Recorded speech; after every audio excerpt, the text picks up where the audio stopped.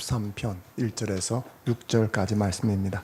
성경을 들고 자리에서 일어서 주십시오. 한 절씩 교독하고 마지막 절은 함께 읽겠습니다. 1절입니다. 여호와여, 어느 때까지니까 나를 영원히 잊으시나이까? 주의 얼굴을 나에게서 어느 때까지 숨기시겠나이까? 종일토록 내 원수가 나를 치며 어느 때까지 하리이까? 여호와 내 하나님이여, 나를 생각하사 응답하시고 나의 눈을 밝히소서. 두렵건대 내가 사망의 잠을 잘까 하오며, 두렵건대 나의 원수가 이르기를 그가 그를 이겼다 할까 하오며, 내가 흔들릴 때 나의 대적들이 기뻐할까 하나이다. 나는 오직 주의 사랑을 의지하였사오니 나의 마음은 주의 구원을 기뻐하리이다. 내가 여호와를 찬송하리니 이는 주께서 내게 은덕을 베푸심이니이다. 아멘. 함께 예배드려서 영광입니다. 옆 사람에게 가면 인사하겠습니다. 샬롬, 복 받으세요. 인사해 주십시오. 앞뒤로 인사하겠습니다. 샬롬, 잘 될 겁니다.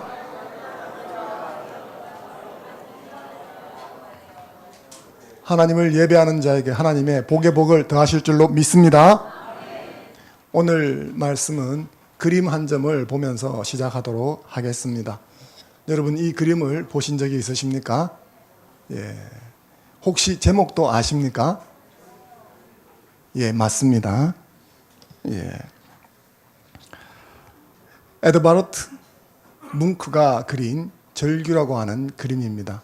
아마 몇 번 보셨을 겁니다. 뭉크는 절규라고 하는 주제로 연작을 그렸습니다. 4편을 그렸는데 금방 보여드렸던 이 그림이 가장 유명한 그림입니다. 이 그림을 보면, 그림 한번 다시 띄워주시겠습니까? 이 그림을 보면 저 그림에 나와 있는 사람의 상태가 어떤 것처럼 보여집니까? 기쁜가요? 행복한가요? 아마 고통스럽고 좀 그래 보이죠? 그 제목이 절규입니다. 화가는 깊은 좌절에 빠져 있는 사람을 표현했다고 합니다. 절망적인 심리 상태가 잘 묘사되어 있습니다. 저 그림은 많은 공감을 얻었는데, 내가 지금 저 그림 속에 있는 사람 같다, 이렇게 느끼는 분들이 더러 많이 있습니다. 아마 여러분 주변에 저 사람이, 내가 아는 그 사람이 저 그림의 주인공 같다, 이런 분도 있으시겠죠. 오늘 우리가 함께 말씀을 나누고자 하는 시편 13편의 저자, 시인 역시 이 그림의 주인공이라 말할 수가 있겠습니다. 1절, 2절 말씀을 같이 한번 달아서 읽어보겠습니다. 시작. 여호와여, 주의 얼굴을 나에게서 어느 때까지 숨기시겠나이까? 나의 영혼이 번민하고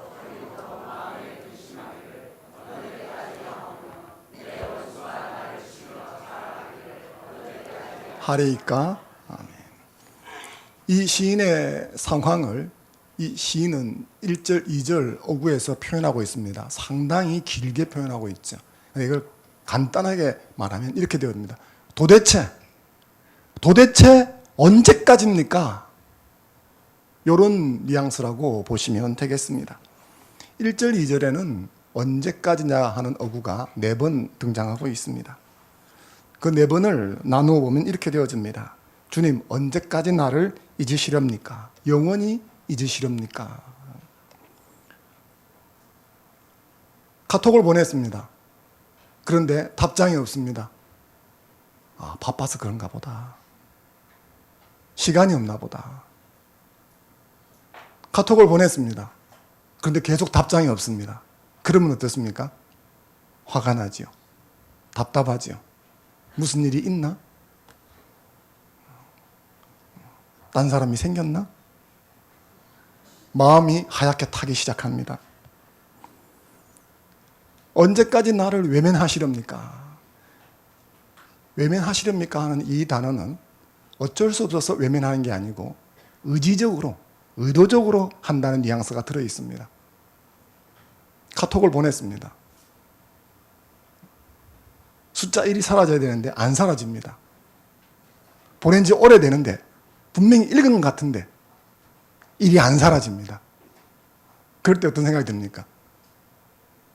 요즘 그걸 1씹이라 그러더라고요. 읽었는데 씹는다. 답장이 없는 거죠. 의도적으로 회피하는 거죠. 심지어는 관계망을 끊어버리고 잠수를 타버리는.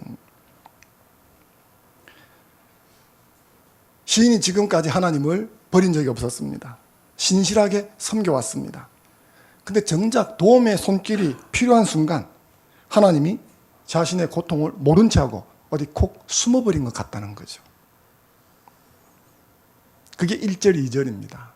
1절입니다. 2절에는 이제 내 영혼의 아픔이 언제까지 지속됩니까? 이런 것이죠. 번민한다라는 단어로 잘 번역이 되어 있는데 외적인 고난으로 인해서 내적으로 갈등을 겪고 시름을 앓고 있다는 겁니다. 그리고 그 뒷구절은 언제까지 나의 영혼이 내 앞에서 의기양양한 원수의 꼴을 보고만 있어야 합니까? 내게 불행이 겹쳤는데 옆에서 잘 됐다고 박수를 치고 있는 거죠. 이것을 공동번역은 이렇게 말합니다. 언제까지 원수들의 우쭐대는 꼴을 봐야 합니까? 그래서 이 1절, 2절은 견디기 힘든 상황 속에서 터져나오는 시인의 절규라고 할 수가 있습니다. 시인은 지금 영육간의 고통을 받고 있습니다. 3절 말미에 보면 사망의 잠을 잔다는 어구가 있는데 이 사망의 잠은 죽음을 의인화시킨 것입니다. 그래서 아마 이 시인의 상황은 죽을 정도로 커다란 질병에 걸린 상태다 이렇게 봅니다.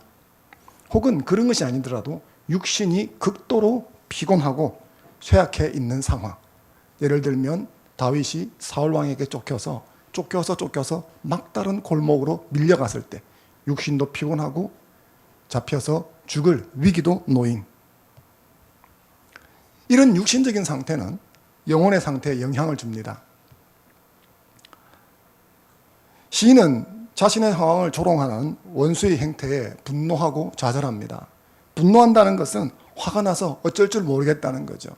좌절한다는 것은 그렇기 때문에 코를 납작하게 해주고 싶은데 방법이 없다는 거죠. 그래서 시인은 하나님께 SOS를 치는 거죠. 도와주십시오. 살려주세요. 해결해 주세요. 그런데 이후의 상황이 시인이 원하는 대로 되어지지 않습니다. 하나님께서 그를 잊어버리신 것 같습니다.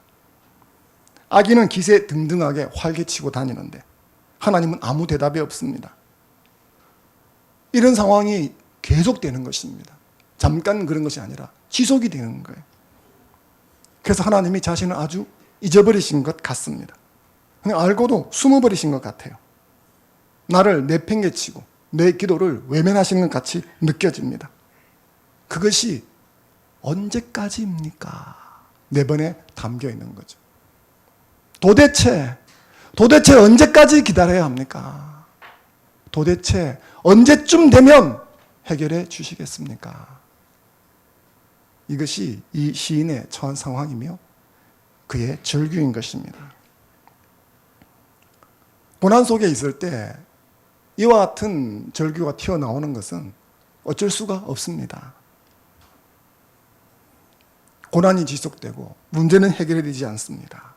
해결될 기미도 잘 보이지 않습니다. 그죠? 그러면 탄식이 나오는 거죠. 아무리 신자라고 해도 이런 상황이 지속이 되어지면 이해할 수 없는 하나님을 직면하게 되어집니다. 왜 하나님은 이런 상황을 내버려 두시는지 알 수가 없다. 해결하기 위해서 지속적으로 노력하고 지속적으로 기도하는데 여전히 해결이 안 된다. 하나님이 존재하시지 않는 것 같다. 존재하셔도 어디론가 숨어버리신 것 같다. 이럴 때 신자는 영적 침체를 경험하게 되어지는 거죠. 이것은 믿음의 거장이라고 해도 별로 다르지 않습니다. 엘리야 역시 이런 상황 속에 놓였을 때 로뎀 나무 아래에서 몇 번이나 죽기를 소원했습니다. 종교 개혁을 일으켰던 루터 역시 자신을 둘러싼 급박한 상황과 변화되지 않는 상황 속에서 깊은 절망과 우울증에 시달렸다고 합니다. 누구나 이런 상황에 놓일 수가 있습니다. 혹시 오늘 예배를 드리는 여러분 가운데 이런 상황에 놓여 계신 분이 있을지도 모르겠습니다. 그것을 문제 삼지는 마십시오. 나만 그런 것도 아니고 누구나 그런 상황이 되면 그럴 수 있습니다. 내가 믿음이 약해서 그런 것도 아닙니다. 그런데 이후가 참 중요합니다. 이후에 어떤 반응을 보이는지, 어떤 선택을 하는지에 따라서 그의 인생이 달라지는 것입니다. 도대체 언제까지입니까? 이 절규가 튀어나온 이후에 하나님께로부터 돌아서는 반응을 한다면 큰 실수를 하는 것입니다. 1921년 플러드 씨라고 하는 분이 아내와 아들을 데리고 아프리카 콩고로 선교를 떠났습니다. 플러드 부부는 연민의 정과 희생 정신에 가득 차 있었습니다. 그래서 선교 본부를 떠나 복음을 들고 오지의 마을로 들어갔습니다. 그런데 그 마을 추장과 갈등이 생겨버렸습니다. 마을에 들어가지 못하고 마을 입구에서 진흙으로 움막을 짓고 그곳에서 생활하게 되었습니다. 추장은 생필품만 공급받을 수 있도록 해주었습니다. 그래서 마을의 어린 소년 하나가 생필품을 공급하게 되었습니다. 그 아이를 통해서 생필품을 공급받으면서 이 아이에게 복음을 전했습니다. 이 아이가 어느 순간 복음을 받아들이고 예수 그리스도를 믿게 되었습니다. 하지만 그뿐이었습니다. 더 이상 아무 일도 일어나지 않았습니다. 영적인 돌파구를 찾기 위해서 간절히 기도했지만 아무 일이 일어나지 않았습니다. 그 와중에 아내가 예쁜 딸을 출산했습니다. 하지만 아내는 출산의 고통을 이기지 못하고 17일 만에 죽고 말았습니다. 플러드 선교사는 격분했습니다. 그는 땅을 파헤쳐 엉성한 무덤을 만들었습니다. 그리고 27살 난 아내의 시신을 묻었습니다. 그리고 두 아이를 데리고 산을 내려와 선교본부로 돌아왔습니다. 갓 태어난 딸을 맡기며 언성을 높였습니다. 난 스웨덴으로 돌아가겠어. 나는 아내를 잃었고 이 아기를 도저히 키울 수 없어. 하나님은 내 생애를 망쳐버렸어. 그는 항구로 떠나 배를 탔습니다. 그는 자신의 소명을 버렸을 뿐만 아니라 하나님까지 버렸습니다. 그런데 버린 그 딸이 성년이 되어 노년이 된 아버지를 찾아왔습니다. 그때 그는 술로 남은 삶을 허비하고 있었습니다. 심한 중풍병도 앓고 있었습니다. 하지만 여전히 그의 가슴은 멍든 채 있었습니다. 재혼을 해서 자녀들을 낳았지만 가족들에게 한 가지 엄명을 내렸습니다. 하나님의 이름은 절대로 부르지 말아라. 하나님은 나에게서 모든 것을 빼앗아갔다.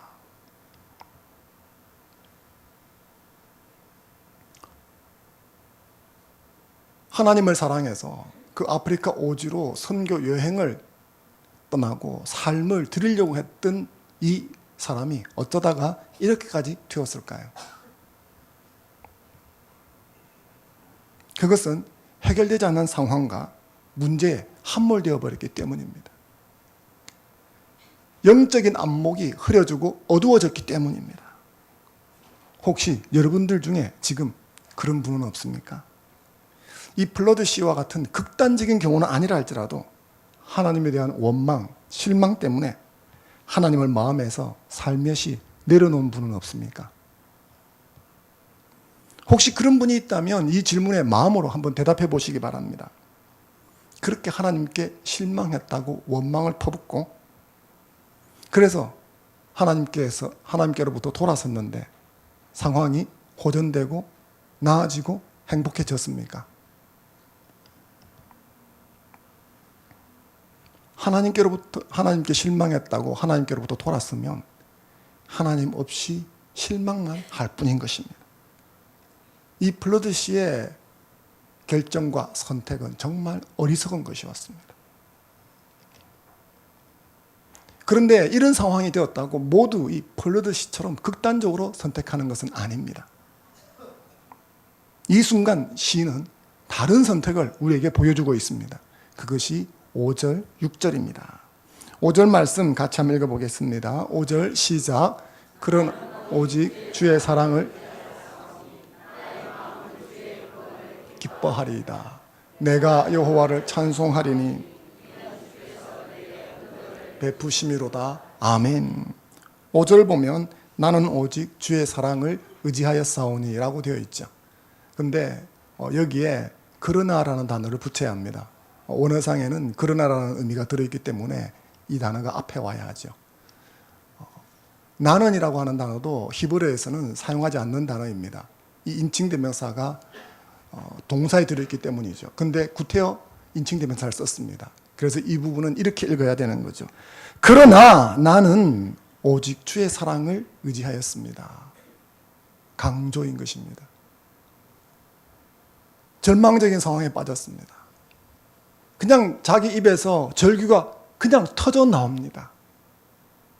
이런 경우 자동적으로 블러드 씨처럼 하나님께 원망하고 삿대질하고 하나님을 내버리고 돌아설 것 같습니다. 그게 정상적이고 자동적으로 일어나는 현상처럼 보여집니다. 그런데 이 시인에게는 그러나가 존재를 하고 있습니다. 그게 그렇게 작동을 안 하고 있다는 거예요. 그것도 다른 사람이 아니고 다른 누구도 아니고 나에게 그런 일이 일어나고 있다는 것입니다. 함몰됨이 마땅함에도 불구하고 그러나 나에게는 그런 일이 안 일어나고 있는 것. 시인이 하고 있는 말입니다. 저는 여러분의 삶에도 이 이야기가 동일하게 일어나기를 주의 이름으로 축원합니다. 그는 하나님의 사랑을 의지하였다고 말하고 있습니다. 이 사랑으로 번역된 단어가 헤세드입니다. 좀 친숙하시죠? 언약적 사랑입니다. 무조건적으로 불강력적으로 주어진 은혜입니다. 깊은 절규에 빠져 있었는데도 불구하고 하나님의 이 사랑에 대해서 감사하는 마음이 생겨지는 거죠. 지금 내가 여기에 있는 것이 하나님의 은혜로 되어졌다라고 고백을 하고 있는 것입니다. 이 고백을 하니까 하나님께서 자기를 구원해 주실 것이다 하는 믿음이 생겨지고 소망이 생겨지는 것입니다. 저는 여러분들이 깊은 절규 속에 있지만 하나님이 나를 건져 주실 것이다 하는 믿음 소망을 가진 자가 되기를 주의 이름으로 축원합니다. 이게 생겨났다는 거예요. 6절에 보니까 내가 여호와를 찬송할 것입니다. 이는 주께서 내게 은덕을 베푸셨기 때문입니다. 이렇게 되어져 있습니다. 이걸 문맥에 그대로 맞게 한다면 내가 여호와를 찬송할 것입니다. 왜냐하면 주께서 내게 은덕을 베푸실 것이기 때문입니다. 이렇게 해야 서로 시제가 맞습니다. 그런데 우리 개역성경은 앞에는 미래형으로 되어 있고 뒤에는 과거형으로 되어 있습니다. 히브리인들이 종종 쓰는 것인데 아직 일어나지 않았지만 너무나 확실하면 과거형으로 썼습니다. 내일 태양이 떠오를 것입니다. 근데 떠오르는 게 너무 확실하니까 태양이 떴습니다. 이렇게 말한다는 거예요. 상황은 달라진 게 없습니다. 바뀐 게 없습니다. 근데 하나님께서 해결해 주실 것이라는 것이 너무 확실하게 믿어지는 거예요. 그래서 찬송이 나오는 것입니다. 불안과 염려가 사라지고 마음 깊은 곳에서 찬송이 올라옵니다. 이런 경험들이 여러분의 삶에 있기를 주의 이름으로 축원합니다. 헤어나올 수 없는 깊은 수렁에 빠져들고 있다고 느낄 때, 그때가 광야길을 걷고 있을 때인 것입니다. CCM 그룹 히즈윌이 부른 찬양 가운데 광야를 지나며라는 곡이 있습니다. 그 곡의 가사가 광야를 참 잘 설명하는 것 같다 느껴서 여러분에게 가사만 한번 읽어드리겠습니다.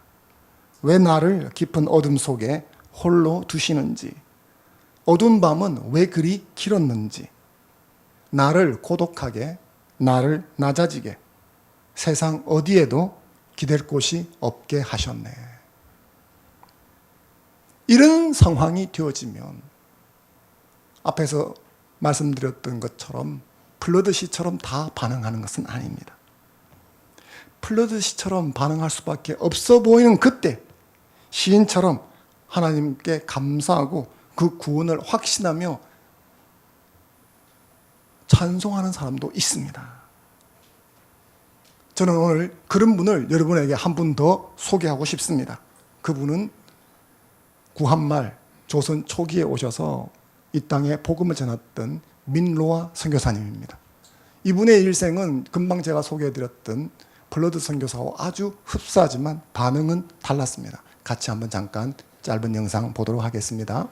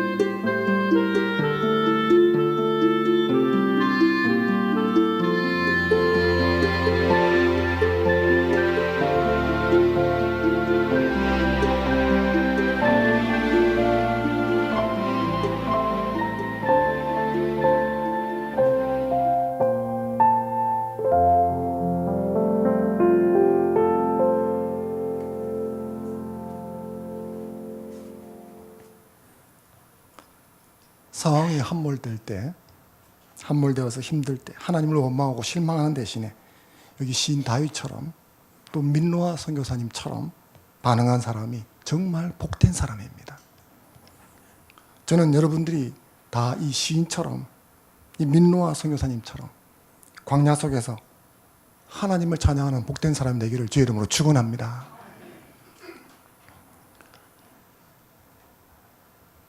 그런데 어떻게 이렇게 극명하게 서로 다른 선택을 하고 서로 다른 결정을 하고 서로 다른 삶을 살게 되는가?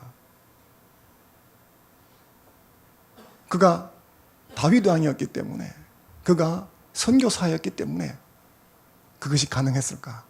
아닙니다. 이 차이는 어디서 옵니까? 기도에서 오는 것입니다. 3절 말씀을 같이 한번 읽어보겠습니다. 3절 읽겠습니다. 시작. 여호와 내 하나님이여,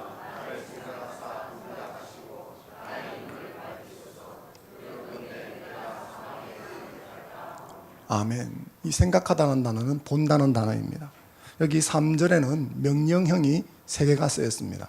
그래서 시인이 하나님께 명령하는 것이죠. 사람이 감히 어떻게 하나님께 명령할 수 있겠습니까? 그래서 이것은 청원입니다. 이렇게 해주십시오. 당신께서는 저를 보아주십시오. 당신께서는 내게 응답하여 주십시오.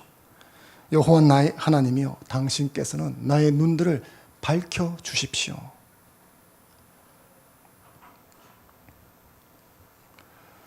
당신께서는 보십시오. 이것을 공동번역은, 표준역은 이렇게 번역합니다. 나를 굽어 살펴 보아 주십시오. 하나님, 나를 굽어 살펴 주십시오. 내게 응답해 주십시오. 내 눈을 밝혀 주십시오. 시인은 지금 당장 포기하고 싶습니다. 그런 마음이 마음속에서 치밀어 오릅니다. 하지만 시인은 이 끝없는 광야길에서 결코 포기하지 않고 기도하고 있습니다. 조금 전에 언급했던 히즈윌이라는 그룹의 광야를 지나며 라는 곡에 이어지는 가사를 읽어드리겠습니다. 주님만 내 도움이 되시고 주님만 내 빛이 되시는, 주님만 내 친구 되시는 광야. 주님 손 놓고는 단 하루도 살 수 없는 곳 광야. 광야에 서 있네. 저는 이 가사가 광야를 잘 보여준다고 생각이 듭니다. 이 가사처럼 광야는 주님 손을 놓으면 단 한순간도 생존하는 것이 불가능한 곳입니다. 죽으나 사나 주님 손을 꽉 잡고 있어야 살 수가 있습니다. 원망을 해도, 불평을 해도, 낙심을 해도 주님 손을 꼭 잡고 있어야 하는 곳이 광야입니다. 투덜거려도 주님 손 잡은 상태에서 해야 하는 것입니다. 저는 이 가사를 보면서 주님 손을 꼭 잡는 것이 기도라고 생각했습니다. 사랑하는 성도 여러분, 지금 기도로 주님의 손을 꼭 잡고 있습니까? 아니면 주님 손을 잡은 내 기도의 손이 풀어지고 있습니까? 주님 손을 꼭 잡고 기도하는 여러분이 되셨으면 좋겠습니다. 힘들고 어려울수록 주님 손을 잡고 기도하는 여러분 되시기를 바랍니다. 무엇보다도 눈을 밝혀달라고 기도하면 좋겠습니다. 사망의 잠과 대비해 볼 때 이 눈을 감는다는 것은 죽어서 육신의 눈이 감긴다는 뜻입니다. 하지만 이것은 좀 더 나아가서 영적인 의미로 눈이 어두워진다는 것을 상징하기도 합니다. 사실 몸과 정신, 영혼은 떨어져 있는 것이 아니죠. 그래서 육체가 너무너무 힘들면 영혼이 영향을 받습니다. 영혼이, 마음이 힘들면 육체가 영향을 받는 것처럼 겪고 있는 고난이 너무 크고, 그리고 그 상황이 너무 오래되어지면 영혼이 타격을 입는 것이죠. 그래서 영적인 눈이 흐려지는 것입니다. 그러면 블러드시처럼 그런 선택을 하게 되는 거예요. 나는 아닐 것이다. 장담할 수 있는 사람이 아무도 없는 거죠. 그래서 우리 광야길을 걷는 신자들은 이 길을 걸어가는 동안 끊임없이 영적인 눈을 밝게 해달라고, 밝은 상태를 유지할 수 있게 해달라고 기도해야 되는 줄로 믿습니다. 영안이 어두워지는 첫 번째 증거는 구원의 은혜에 대한 감격이 사라지는 것입니다.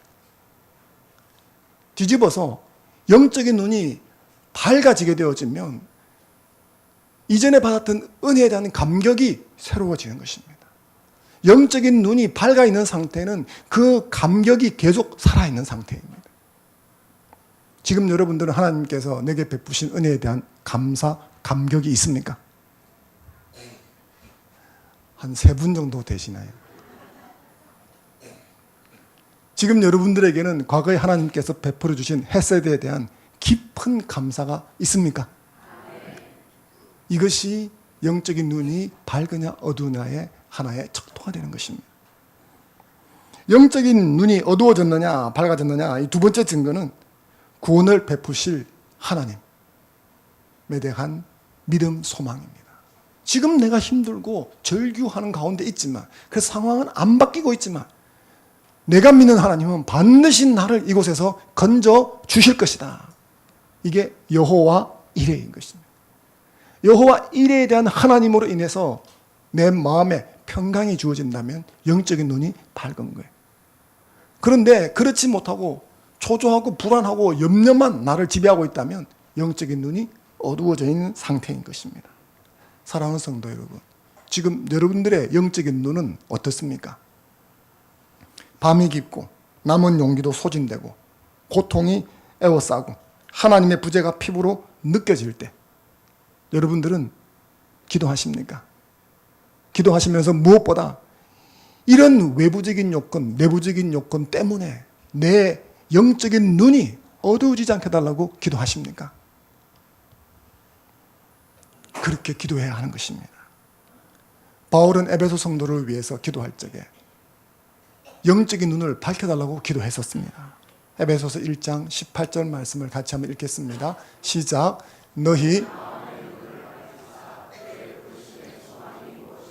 성도 안에서 그 기업의 영광의 풍성이 무엇이며 마음 눈이 어두워지면 베푸신 은혜가 은혜되지 않습니다. 그리고 주실 소망이 흐릿해지는 것입니다. 성령의 능력이 의심스러워지는 것입니다. 근데 마음 눈이 밝아지면, 영적인 눈이 밝아지면 하나님 내게 베푸신 은혜가 새로워지는 것입니다. 내가 오늘 이곳에서 가진 것은 없어도 주님이 나를 위해 준비하신 천국 소망이 뚜렷해지는 것입니다. 성령의 능력이 나를 휘감으면 모든 것을 이길 수 있다는 믿음이 속에서 올라오는 것입니다. 그런데 어두워지면 그게 안 되는 거예요. 그래서 사도 바울이 에베소 성도를 위해서 기도할 적에 마음 눈을 밝혀달라고 기도한 거예요. 이것은 곧 저와 여러분들이 오늘 나 자신을 위해서 기도해야 되는 기도 제목인 줄로 믿습니다. 사랑하는 성도 여러분, 하나님께서 얼굴을 감췄다고 느껴질 때, 내 속에서 절기가 튀어나올 때, 그때 여러분들이 기도해야 될 때입니다. 그때 내 눈이 함몰되지 않게 해달라고 기도해야 될 줄 믿습니다. 이렇게 기도하고 승리하는 여러분 되시기를 주의 이름으로 축원합니다. 하나님 당신에게 실망했습니다. 필립 얀시가 쓴 책 이름입니다. 책 제목이 상당히 도발적입니다. 그래서 내용은 몰라도 한번 끄집어내어서 보게끔 합니다. 이 책은 하나님에 대한 실망과 회의가 찾아오는 순간에 같이 찾아오는 세 가지 질문을 파헤치고 솔직하게 탐구한 책입니다. 이 세 가지 질문은 이것입니다. 하나님은 공평하신가? 하나님은 침묵하시는가? 하나님은 숨어 계시는가? 하나님은 공평하신가? 에서 하나님을 따르려고 했지만 인생은 산상조각 나고 말았습니다. 비참한 자신의 상태와 하나님 나라의 상급, 행복한 삶을 이야기하는 성경 말씀의 약속을 어떻게 연결시킬 수 있는가? 하나님 없이도 잘 되는 사람, 심지어는 공개적으로 하나님을 부정했는데도 사회적으로 여발한 듯이 성공을 거두고 있는 사람들에 대해서 어떻게 생각해야 하는가? 사실 이것은 오래된 질문입니다. 욥이나 시편에도 자주 등장하고 오늘날에도 믿음의 걸림돌이 되는 질문들이죠. 하나님이 공평하시다면 어떻게 그럴 수 있을까? 하나님께서는 침묵하시는가?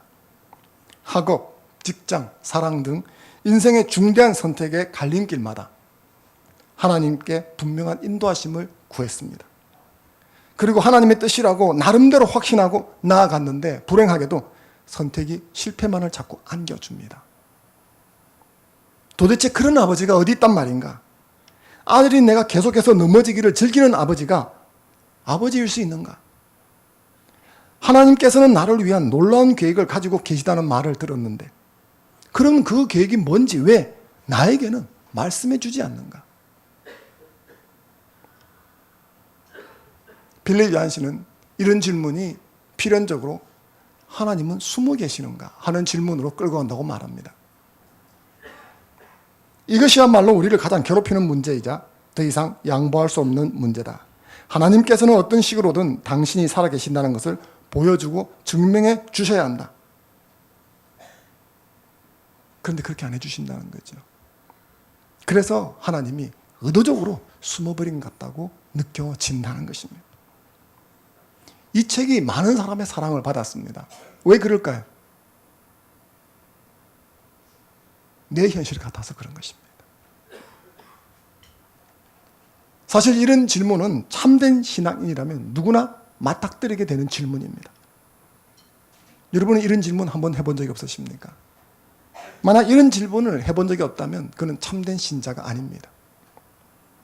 하나님께 실망한 적이 없는 사람은 하나님께 기대한 바가 없었기 때문입니다.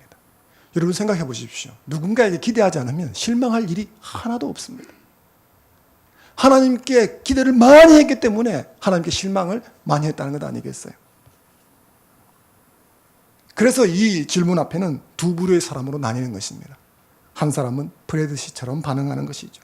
하나님께 실망했다고 말하고 하나님으로부터 돌아서 버리는 사람입니다. 이런 삶은 실망스러운 삶입니다. 그러나 또 한 부류는 그럼에도 불구하고 하나님을 신뢰함으로 버티며 시련을 극복하고 마침내 위대한 삶을 사는 사람이 있습니다. 여러분이 익히 잘 아시는 요셉이 그런 분이죠. 그의 아비 집에서 형들의 시기로 팔려가는 그 순간부터 그의 삶에는 불행이 계속 연이었습니다. 조금 살만하면 또 불행이 다가옵니다. 노예로 잡혀가서 조금 살만하니까 주인 마님 때문에 감옥으로 갑니다. 견딜 수가 없는 거죠. 요셉은 이렇게 말할 겁니다. 도대체 언제까지 이런 불행을 참고 견뎌야 합니까? 하지만 요셉은 다르게 반응했습니다. 그 형들을 만나서 이야기하죠. 형들을 용서하면서 이 모든 것이 하나님의 섭리였습니다. 그리고 이집트의 총리 대신이 되어서 축복의 통로가 되는 위대한 삶을 살았습니다. 요셉만 그런 것이 아닙니다. 욥도 그랬습니다. 성경 인물 가운데 욥만큼 고통을 많이 받은 사람이 어디에 있겠습니까? 도대체 언제까지 이 질병이 나를 고통스럽게 할 것입니까? 하지만 욥이 이런 상황 속에서 절규했지만 입술로 범죄하지 않았습니다. 오히려 하나님이 하실 일을 소망하고 기대했습니다. 욥기 23장 9절 10절 말씀을 같이 한번 읽어보겠습니다. 시작. 그가 오른쪽에서 일하시나 될 수 없구나. 그러나 내가 순금같이 되어 나오리라. 아멘. 절규하는 상황이지만 그는 소망을 품었습니다. 그래서 그는 이후에 갑절의 축복을 받는 사람이 되었습니다. 하박국은 자신이 처한 사회 현실이 너무너무 고통스러웠습니다. 부정과 불의가 모든 것을 지배하는 이 사회 속에서 견디기 힘들었습니다. 도대체 언제까지 이런 불의를 보고 견뎌야 합니까? 그런데 그 하박국은 이렇게 노래합니다. 모든 것을 잃는다 해도 하나님으로 인해서 저는 기뻐하겠습니다. 그리고 그는 위대한 선지자의 삶을 살게 되었습니다. 어떻게 이런 삶의 차이가 나오겠습니까? 기도에서 이것이 결정된 것입니다. 우리가 정직하게 삶을 살아가면 각자 자신의 광야가 있습니다. 그리고 그 광야 위에서는 하나님이 공평하신가? 하나님은 침묵하시는가? 하나님은 숨어 계시는가? 이런 생각들이 들곤 합니다. 하지만 그 상황을 극복하고 주님을 찬송했던 사람들은 그 와중에도 결코 기도의 손을 놓지 않았다는 겁니다. 그럼에도 불구하고 끝까지 기도하며 하나님께 매달렸기 때문에 위대한 삶을 살 수 있었던 것입니다. 그의 의지가, 그의 능력이, 그의 재능이 뒷받침한 것이 아닙니다. 그가 부족해도 모자랐어도 기도했기 때문입니다. 주님 아닌 다른 것을 의지할 수 있는 사람은 기도하지 않습니다. 그러나 주님 외에는 다른 거 의지할 게 없는 사람은, 갈 데가 없는 사람은, 여기 아니면 하소연할 수 없는 사람은 기도하는 것입니다. 그리고 그 기도가 인생의 차이를 만드는 것입니다. 사랑하는 성도 여러분, 여러분 기도하십시오. 제가 여러분들의 삶의 고통을 다 제해드릴 수는 없습니다. 그러나 여러분들이 기도하면 하나님께서 보좌에서 일어나시는 줄로 믿습니다. 여러분이 기도하면 하나님께서 여러분들을 안전지대로 옮겨주실 줄로 믿습니다. 무릎에 힘이 빠질 적에 더 기도하십시오. 하박국 2장 1절 2절 말씀을 같이 읽겠습니다. 읽겠습니다. 시작. 내가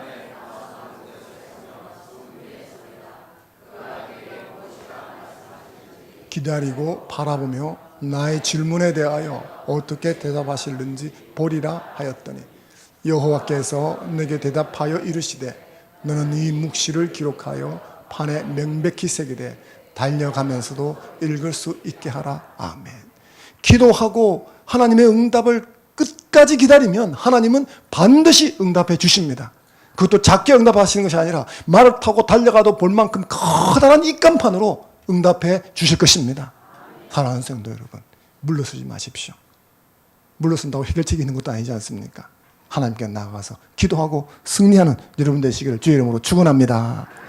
잠시 함께 같이 기도했으면 좋겠습니다. 주신 말씀 붙들고 하나님, 내 삶의 환경을 아시는 하나님, 제 손을 강하게 해주시고 제 손을 붙들어 주시고 이 고난을 견딜 수 있게 해주시고 영적인 눈을 밝혀주셔서 극복하고 일어서게 하여 주시옵소서. 우리 한번 동서